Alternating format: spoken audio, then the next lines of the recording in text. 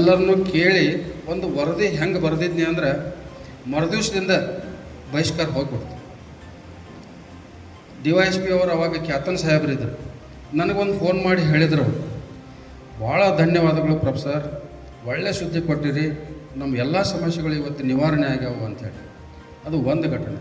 ಇನ್ನೊಂದು ಘಟನೆ ಅಲ್ಲೇ ಹಿಬ್ಬರಿಗೆ ಒಳಗನ ಸರ್ಕಾರಿ ಪದವಿ ಪೂರ್ವ ಕಾಲೇಜ್ ಕಟ್ಟಡ ಕಟ್ಟಬೇಕಾದ್ರೆ ಅಲ್ಲಿ ಸ್ಥಳದ ಒಂದು ನ್ಯಾಯ ಇತ್ತು.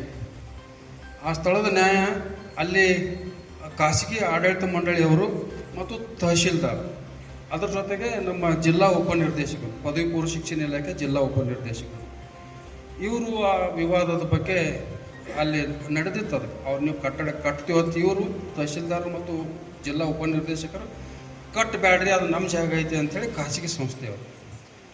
ಇಂಥ ಪರಿಸ್ಥಿತಿ ಒಳಗೆ ಅಲ್ಲಿ ನಾ ಸ್ವತಃ ಹೋಗಿದ್ದೆ. ಹೋಗಿ ಆ ಘಟನೆ ನೋಡಿದೆ, ಅವ್ರು ಮಾತಾಡೋದು ಕೇಳಿಸ್ಕೊಂಡೆ, ಅವ್ರದ್ದು ಏನು ದಾಖಲೆ ತೋರಿಸ್ತಾರೆ ಅದನ್ನು ನೋಡಿದೆ, ಇವ್ರು ಏನು ದಾಖಲೆ ತೋರಿಸ್ತಾರೆ ಅವ್ರದ್ದು ನೋಡಿದೆ. ಎಲ್ಲ ನೋಡಿ ಸಮಗ್ರವಾಗಿ ಒಂದು ವರದಿ ಹೆಂಗೆ ಬರೆದ್ನಿ ಅಂದರೆ ಎರಡೂ ತಂಡದಿಂದ ನನಗೆ ಧನ್ಯವಾದಗಳನ್ನು ಹೇಳಿದ್ದಾರೆ. ತಹಶೀಲ್ದಾರ್ ಸರ್ ಒಳ್ಳೆ ರಿಪೋರ್ಟ್ ಸರ್, ನಾವು ಎಂದೂ ಓದಿಲ್ಲ ಇಂಥವು ಅಂಥೇಳಿ. ಅವ್ರು SM ಪಾಟೀಲ್ರು ಅಂತಿದ್ರು, ಆ ಖಾಸಗಿ ಮಂಡಳಿ ಆಡಳಿತಗಾರ, ಅವರು ಸಹಿತ ಸರ್ ಒಳ್ಳೆ ರಿಪೋರ್ಟ್ ಅಂಥೇಳಿ.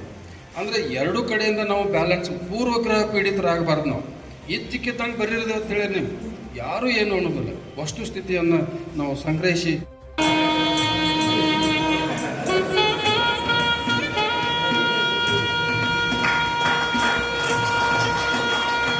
ವೈದ್ಯರ ದಿನಾಚರಣೆ, ಕಂದಾಯ ದಿನಾಚರಣೆ ಹಾಗೂ ಲೆಕ್ಕ ಪರಿಶೋಧಕ ದಿನಾಚರಣೆ ಕಾರ್ಯಕ್ರಮದ ಹಮ್ಮಿಕೊಂಡ ಪ್ರಯುಕ್ತ ಇವತ್ತಿನ ಈ ಕಾರ್ಯಕ್ರಮದ ಮುಖ್ಯ ಅತಿಥಿ ಸ್ಥಾನವನ್ನು ಅಲಂಕರಿಸಿದಂಥ ಶ್ರೀ TP ಗಿರಡ್ಡಿ ನಿವೃತ್ತ ಉಪನ್ಯಾಸಕರು, ಬೇಲ್ಗಿ ಸಂಸ್ಥೆ, ಇವರು ನಮ್ಮ ಕಾರ್ಯಕ್ರಮಕ್ಕೆ ಬಂದು ಶುಭ ಕೋರಿ ಯಶಸ್ವಿಗೊಳಿಸಿ ಹಾಗೂ ಈ ಪತ್ರಿಕಾ ಮಾಧ್ಯಮ ಕುರಿತು ಸವಿಸ್ತಾರವಾಗಿ ಮಾಹಿತಿ ನೀಡಿರತಕ್ಕಂಥ ಶ್ರೀ TP ಗಿರಡ್ಡಿ ಸರ್ ಅವರಿಗೆ ನಮ್ಮ ರೋಟರಿ ಸಂಸ್ಥೆಯ ಪರವಾಗಿ ತುಂಬ ಹೃದಯದ ಅಭಿನಂದನೆಗಳು. ಅದೇ ರೀತಿ ಇವತ್ತಿನ ವೈದ್ಯರ ದಿನಾಚರಣೆ ಕುರಿತು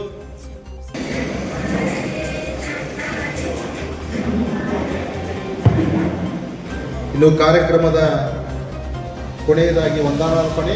ಈ ಕಾರ್ಯಕ್ರಮ ಮುಗಿದ ತಕ್ಷಣ ಎಲ್ಲರಿಗೂ ಊಟದ ವ್ಯವಸ್ಥೆ ಮಾಡಲಾಗಿದೆ.